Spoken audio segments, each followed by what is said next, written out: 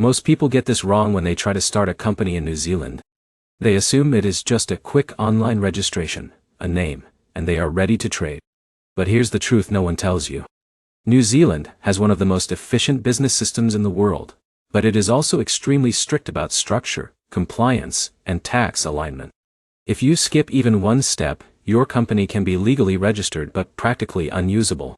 So if you are planning to start a company in New Zealand in 2026, whether you are a foreign entrepreneur, freelancer scaling into a real business, or an investor expanding into the Asia-Pacific region, this guide will walk you step by step in a simple and practical way. And here's the promise. By the end of this video, you will understand exactly how to register a company in New Zealand, which business structure to choose, how foreign ownership works, what documents you need, how tax registration actually functions, and how to go from idea to fully operational business without confusion. Let's start immediately. The first thing you need to understand is that New Zealand is one of the easiest countries in the world to start a business, but only if you follow the correct structure from the beginning. Everything is centralized and digital, but compliance is still serious. Now the entire process starts with choosing your business structure. In New Zealand, the main structures are sole trader, partnership, and limited liability company, also known as an LLC equivalent called a limited company. Now here's where most people make their first mistake. They start as a sole trader because it looks simple, but they later realize they need liability protection, investors, or scalability. Then, they have to restructure everything. So let's break it down clearly. If you are testing a small freelance business like consulting or side income, a sole trader structure is enough. But if you are building a scalable business, hiring employees, or planning investment, you should choose a limited company from day one. Let's take a real example. Imagine Alex from the UK wants to start a digital marketing agency in Auckland. If he starts as a sole trader, he will personally be liable for business debts.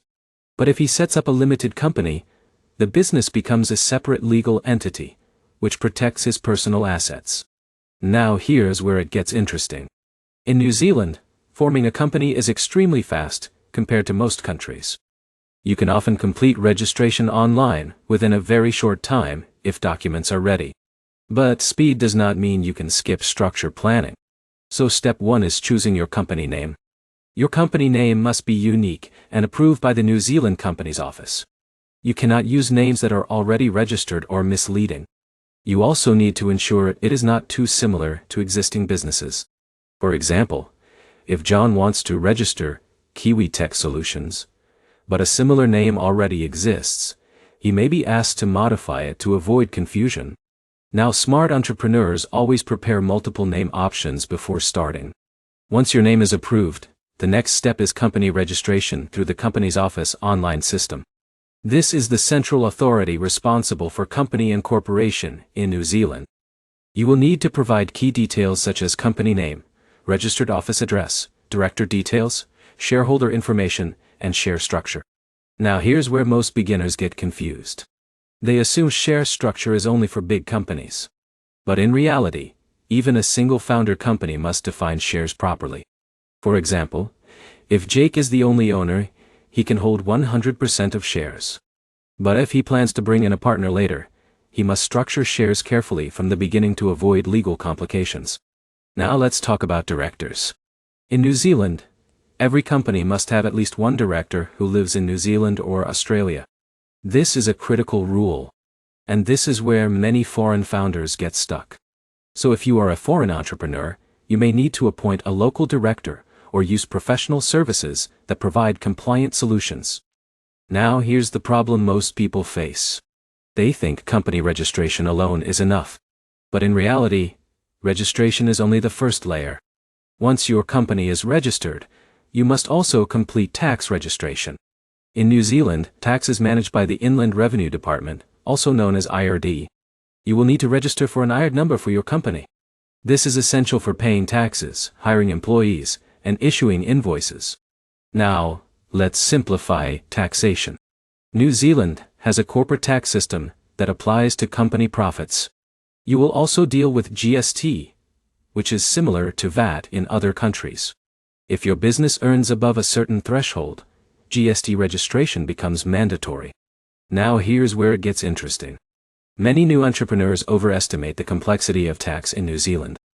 But in reality, once your accountant sets up your system properly, compliance becomes structured and predictable. Next step is opening a business bank account. To operate properly, your company needs a New Zealand business bank account. Banks will require company registration documents, director identification, and proof of address. Now this step can sometimes take longer due to compliance checks, especially for foreign-owned companies. Let's take another example. Imagine Sarah is starting an e-commerce company in Wellington. She registers her company successfully, but her bank account application is delayed because she did not provide complete business activity details. This is a common issue. Banks in New Zealand are very strict with anti-money laundering compliance. So clarity matters. Now let's talk about licenses and industry rules. Not all businesses need extra licenses. But certain industries like financial services, food businesses, construction, and healthcare require additional approvals. So always check whether your business activity requires sector-specific licensing. Now here's a powerful insight most guides miss. New Zealand is extremely startup friendly, but only for compliant businesses. The system is designed to be simple, but it is also designed to enforce transparency. That means clean documentation, clear business purpose, and proper financial reporting are non-negotiable. Now let's walk through the full process in a clean sequence so you can remember it easily. First, decide your business structure, usually sole trader or limited company. Second, choose and reserve your company name. Third, register your company with the company's office. Fourth, appoint directors and define shareholding. Fifth, register with Inland Revenue for tax purposes. Sixth, open your business bank account. Seventh, apply for GST if required. Eighth, obtain any industry-specific licenses if needed. And ninth, begin operations with proper accounting systems in place. Now let's talk about timelines.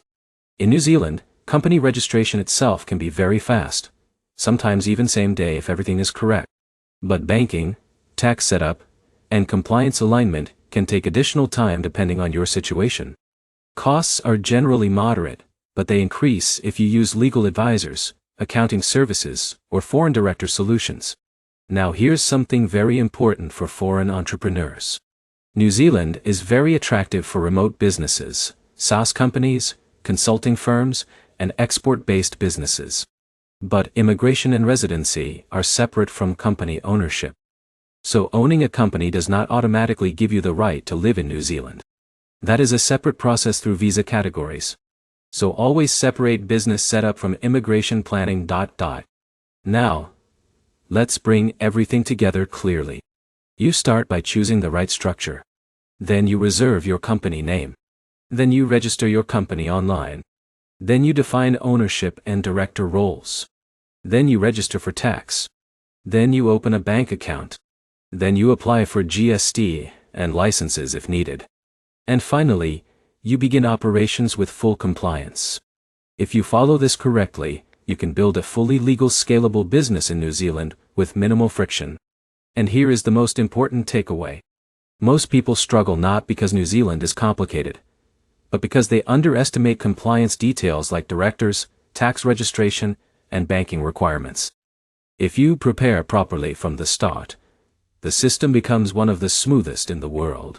If this guide helped you understand the full process clearly, make sure to like this video, comment your questions, and subscribe for more step-by-step global business guides.